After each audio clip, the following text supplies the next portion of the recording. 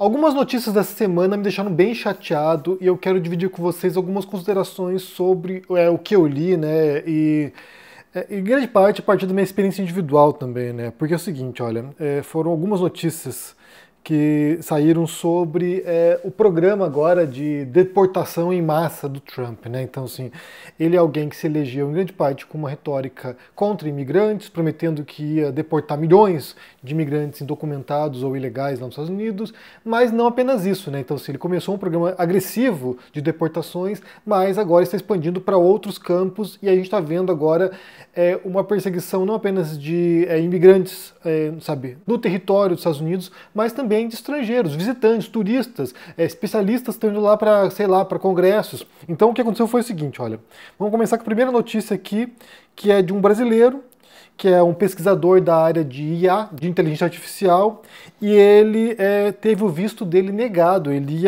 ia fazer uma participação num evento em Harvard, ele ia dar uma palestra lá em Harvard, e ele teve o visto negado porque, bem, aí não tem explicações, né, porque lá o consulado não vai dar explicações sobre por que exatamente negou aqui o visto dele, mas quando falou que ele trabalhava com IA, eles ficaram assim com uma cara meio esquisita, e daí inicialmente haviam aprovado o visto dele e depois recusaram. Esse foi o primeiro caso. O primeiro caso de um brasileiro, de um pesquisador, o nome dele aqui é Rodrigo Nogueira, um pesquisador de IA que ia para lá, numa universidade norte-americana, para participar de um evento, e aí não vai poder participar mais.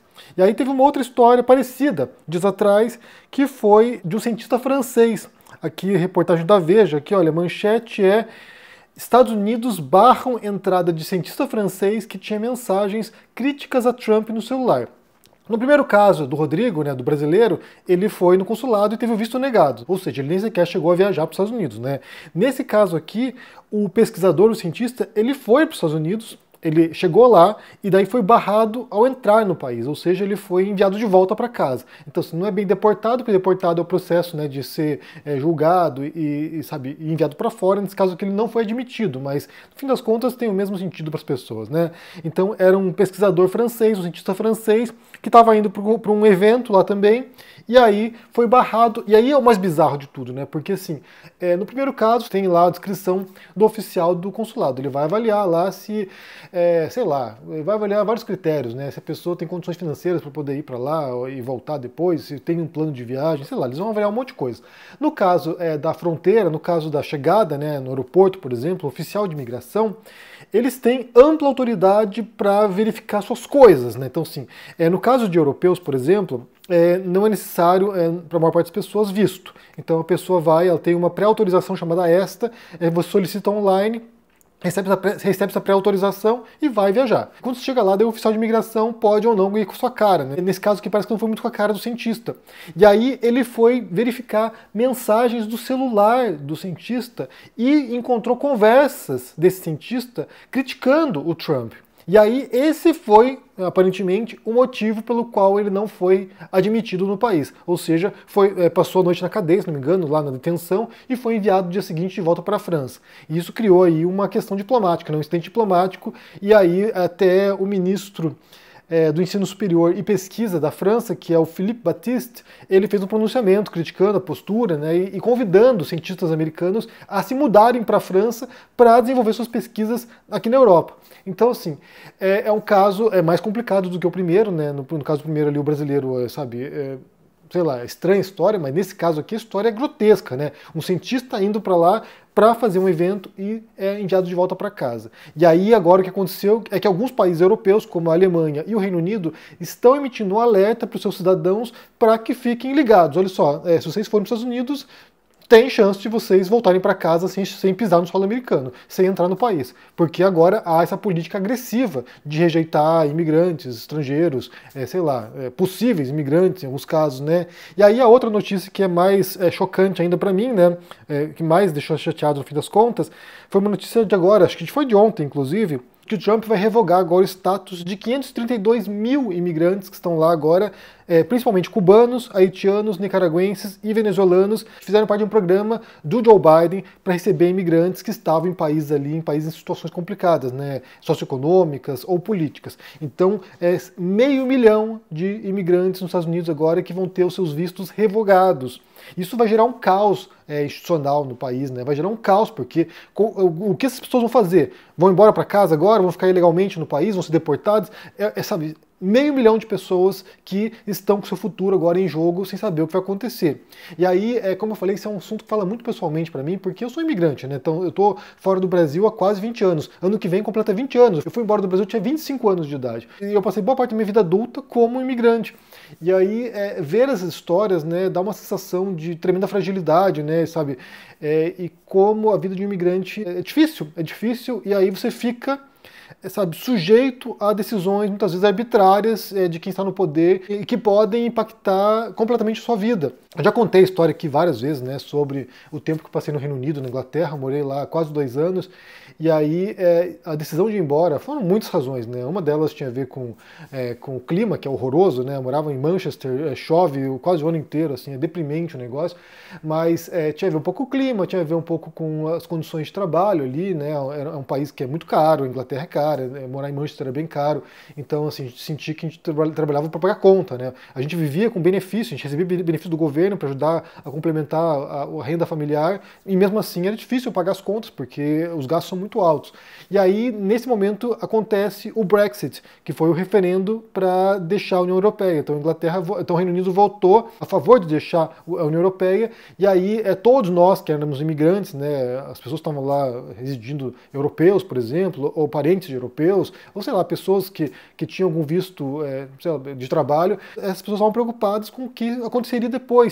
E eu tinha a impressão que quem estava lá, europeu, né, ou parente de europeus, seria impactado por isso. Então a gente decidiu ir embora, porque o clima geral era muito, sabe, contra imigrante, era um clima muito xenófobo, e aí estava estranho ficar lá, sabe, já estava desagradável ficar lá. Então essa foi uma das razões pelas quais a gente foi embora na Inglaterra, né. Tinha várias, como eu falei, são várias causas, mas uma delas foi essa. E aí eu posso dizer assim que, como eu falei, o status é muito frágil, Muitas vezes você tem direito de estar no país, e aí pela burocracia que é ensandecedora, você fica no limbo. Eu fiquei no limbo várias vezes ao longo desses anos, né? Então, por exemplo, aqui na Europa eu fiquei quase 8 meses, né, na Itália, enquanto eu esperava minha residência, eu ficava sem documentação, não podia viajar, não podia sair do país, não podia fazer nada, porque a burocracia foi tão lento o processo todo que não vinha a documentação, não vinha a aprovação ou a negação da minha residência lá. Depois, na Espanha, eu veio para cá depois, na sequência, né, depois da Itália, na Espanha, para você poder residir aqui como parente de cidadão europeu, europeu, você tem que demonstrar algumas coisas, né? Você tem que demonstrar, por exemplo, que você tem dinheiro no banco, geralmente ali em torno de uns 12, 13 mil euros, é uma grana, né? Dinheiro, sabe, não é pouca coisa não, quase 100 mil reais, né? 70 mil reais, 80 mil reais, sei lá quanto dá isso.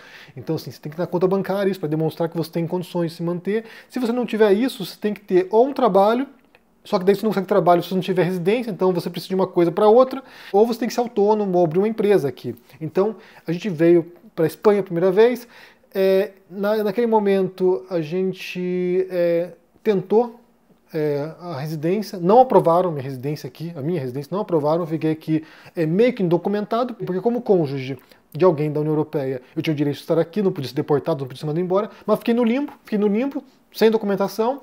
Daí depois a gente foi embora para Portugal, ficamos pouco tempo, voltamos para cá. Daí a gente abriu uma empresa aqui, uma editora aqui, porque na época eu publicava meus livros e trabalhava com isso.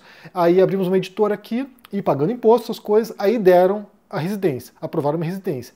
Daí a gente decidiu ir embora para Inglaterra, e daí a gente deu de baixa com a empresa.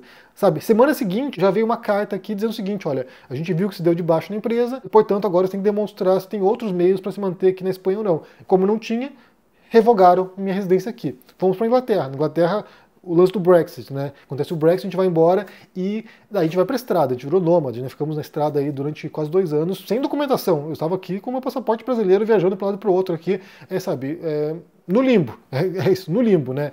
Então, assim, E aí dá uma sensação de insegurança tremenda, né? E se para a polícia? Como é que se explica a situação? Tem o direito de estar aqui, mas ao mesmo tempo tá, sabe, né, nessa zona cinzenta. E é uma coisa muito complicada. Agora imaginar essas pessoas aqui, 500 mil de pessoas, né, de imigrantes nos Estados Unidos, que vão ficar nessa zona cinzenta, ou ilegais, né? Porque é pior. A zona cinzenta é uma coisa, outra coisa é você estar ali sendo perseguido pela polícia, pela imigração, poder ser deportado, poder ser, sabe, poder ter sua vida, sabe, virada de ponta cabeça porque é um desgraçado como o Trump chegou ao poder. E aí entra um outro agravante, né? Porque o meu filho sonha em conhecer os Estados Unidos, né? Então, assim, a gente tinha planos para ano que vem ir fazer uma road trip lá nos Estados Unidos, pegar um carro lá em Nova York e cruzar os Estados Unidos de costa a costa até a Califórnia, né?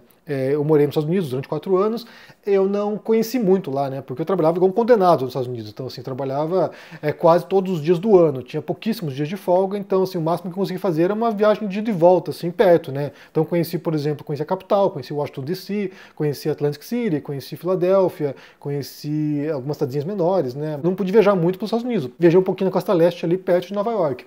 Daí, daí a ideia era pegar o carro agora e fazer meio que uma viagem zona, né? Ficar um mês lá viajando, conhecendo, sabe, locais turísticos, mas também cidades e assim por diante, né? Então fazer um passeio bem legal lá com ele, para ele conhecer os Estados Unidos. E aí eu tinha entrevista no consulado no Brasil, no Rio de Janeiro, tinha entrevista para maio agora. Eu ia fazer a entrevista lá pro visto. Nem vou, porque me parece que não faz muito sentido. Se o cara lá, o cientista, foi barrado de entrar nos Estados Unidos porque tinha mensagens no celular dele criticando o Trump, imagine se os caras vão investigar aqui o que eu faço. Né? Imagine só se os caras forem investigar aqui os vídeos que eu critiquei o Trump, textos que eu publiquei contra o Trump. O Bolsonaro, extrema-direita no geral, né? Criticando a extrema-direita, aliados do Trump, Steve Bannon, sabe? Daí não sei. Sinceramente, é capaz de sair preso de lá. Então, assim, né? Não vou nem tentar. Vou esperar agora o clima mudar lá, mudar o cenário lá nos Estados Unidos, para quem sabe depois visitar. Daí você pode se perguntar, né? Mas por que diabos você quer ir para os Estados Unidos, né? Esse país de merda, sabe, ultracapitalista, imperialista, por que você quer ir para lá? Porque é um país muito legal. Então, assim, você tem que pensar que é um país que tem 320 milhões de habitantes, então, assim, metade do país é dividido, né? É polarizado o país, metade do país é progressista.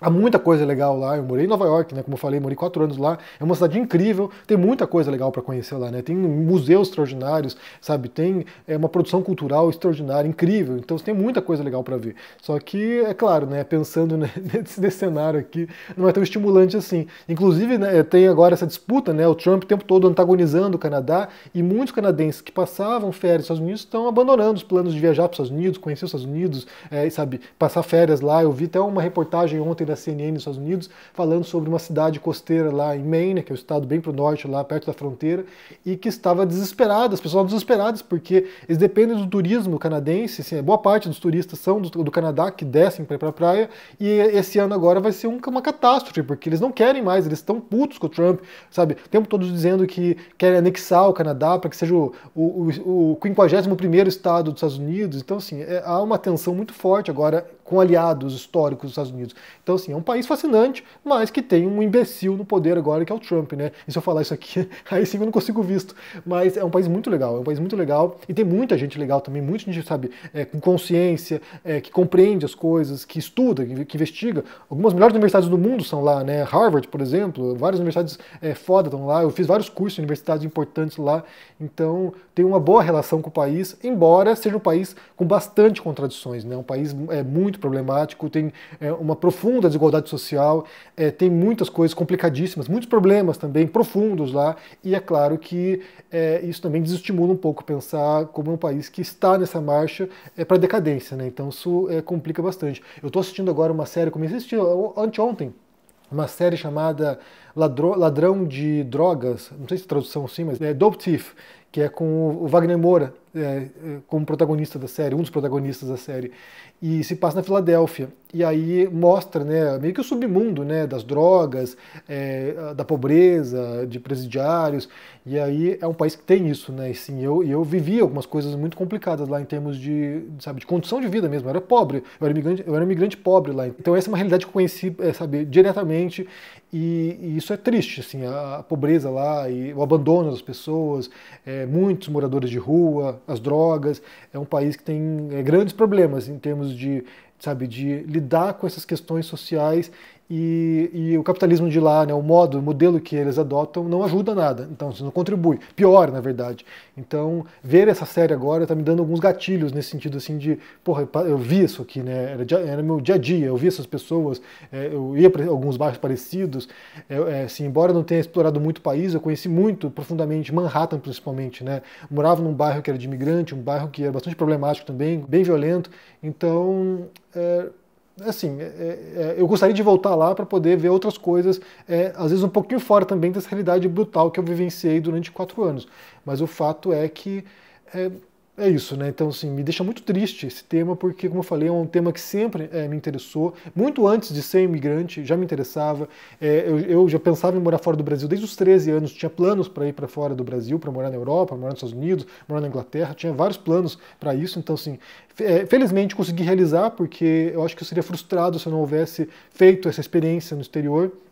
Para mim foi muito importante, como indivíduo, como intelectual, como artista, como escritor também, ter feito isso, ter podido viver histórias, sabe, singulares, únicas mesmo, ter podido ver, sabe, obras de arte que eu sempre olhava nos livros e admirava. Teve uma obra de arte recentemente que eu vi, assim, que eu fiquei, gente, eu via isso quando eu tinha 14, 15 anos nos livros, que é um escudo pintado pelo Caravaggio, é um escudo com o rosto da Medusa, da mitologia grega, né? Rosto da Medusa, e eu pude ver isso junto com a Carol lá no Museu Uffizi, em Florença, e quando eu vi aquilo ali, eu falei, gente, que coisa incrível, que coisa linda, que era aquela coisa que você via, sabe, eu via no livro, sabe? Então, poder ver pessoalmente isso, ter experiência de estar nos locais, né, de visitar certos monumentos, de visitar certas cidades, isso para mim não tem preço. Claro, tem um preço, o preço que você gasta para estar lá, mas não tem um preço, tem sentido emocional, intelectual, é muito diferente de você ler. E sem contar também a história dos imigrantes no Brasil, né? Foi sempre um tópico que me chamou a atenção. Meu primeiro romance foi sobre isso, sobre a história dos imigrantes no sul do Brasil. É uma região na qual tem muitos descendentes, pessoas que ainda falam o idioma, né? Em alguns casos, alguns dialetos que já não existem mais na Europa, que são falados lá no sul do Brasil. Então, esse é um tópico que sempre chamou a atenção e me diz muito pessoalmente, como eu falei, eu sou um imigrante, então essa história dói, sabe, pessoalmente, porque não é fácil, a vida não é fácil, você sofre preconceito, mesmo morando muito tempo fora, né, muitos anos no país, você ainda é alvo de preconceito, basta abrir a boca que a pessoa saca do sotaque e já sabe que você é um estrangeiro. Alguns países são mais tolerantes do que outros, algumas regiões são mais tolerantes do que outras, algumas pessoas são muito mais compreensivas do que outras, mas você sempre você sempre é um peixe fora d'água. E aí acontece também um outro fenômeno que também é muito estranho. Você sente um peixe fora d'água no país no qual você vive, onde você é imigrante, e você passa a sentir também peixe fora d'água no seu país de origem. Quando você volta para o país de origem, você já não se sente mais pertencente àquele local. Então você fica também nesse limbo. É um limbo muito estranho, né? É uma zona cinzenta que te deixa deslocado para sempre. Então, assim, você já não pertence à sua pátria e não pertence ao país no qual você vive. Então, é uma situação esquisita, mas eu já estou acostumado. Bem, me diga o que vocês pensam sobre essa história, aí, se vocês tinham lido sobre isso, né? Primeiro, sobre essas histórias desse cientista francês que foi mandado de volta para casa, do brasileiro pesquisador que teve visto negado, e agora 500 mil de imigrantes nos Estados Unidos que vão ter agora sua autorização de residência revogadas. E aí, o que acontece com essas pessoas, né? Voltam para casa, voltam para o Haiti, por exemplo, voltam para Venezuela, vão para onde? Agora voltam para Cuba. O que elas fazem? Vão ficar ilegais lá e vão virar alvo de perseguição agora da imigração, né? Então, assim, que tristeza, gente, que tristeza, é desesperador isso. Bem, me diga o que vocês pensam aí no comentário, deixa o joinha, se inscreva no canal aqui ativando o sininho, isso é muito importante para ajudar aqui no engajamento, se torne um membro ou apoiador do canal, a meta precisa depois dos documentários aqui no canal, inclusive o primeiro que eu vou trabalhar, que eu já estou agora com um projeto bem avançado, é um projeto sobre brasileiros imigrantes em Portugal, porque é a maior comunidade de imigrantes em Portugal, tem muito brasileiro lá em Portugal, e eu vou trabalhar lá, eu vou entrevistar algumas pessoas para produzir um documentário mostrando a realidade desses imigrantes lá. Como eu falei, é um tópico que fala muito diretamente e eu quero ouvir essas pessoas, como a experiência lá em Portugal, o que elas passam, quais são as oportunidades, quais são as dificuldades. É bem importante fazer isso para mostrar para o mundo o que é ser um imigrante. Bem, digam o que vocês pensam no comentário, deixa o joinha, se inscreva aqui, um abração e até mais. Tchau. Imagina juntar como professores, num mesmo curso, o Monty Roberts, o maior preparador de cavalos que já existiu. Mirrainho Lopes, o maior atleta olímpico que já existiu, tendo ganho 5 medalhas de ouro em 5 Olimpíadas distintas. Miguel Ângelo da Luz, o técnico brasileiro que foi campeão mundial com o nosso basquete feminino. Joaquim Cruz, o nosso campeão olímpico. Ronaldo da Costa, que foi o primeiro homem no mundo a correr uma maratona no ritmo abaixo de 3 minutos por quilômetro. A Joana Maranhão, o maior boxeador de Cuba, o maior psicoterapeuta do esporte, médico, fisioterapeuta, todo mundo, para ensinar para vocês como a gente pode fazer para superar os nossos limites e encontrar a nossa melhor versão. Essa jornada começa no dia 30 de março com uma aula incrível com Mark Allen, o maior triatleta da história. A gente se encontra lá.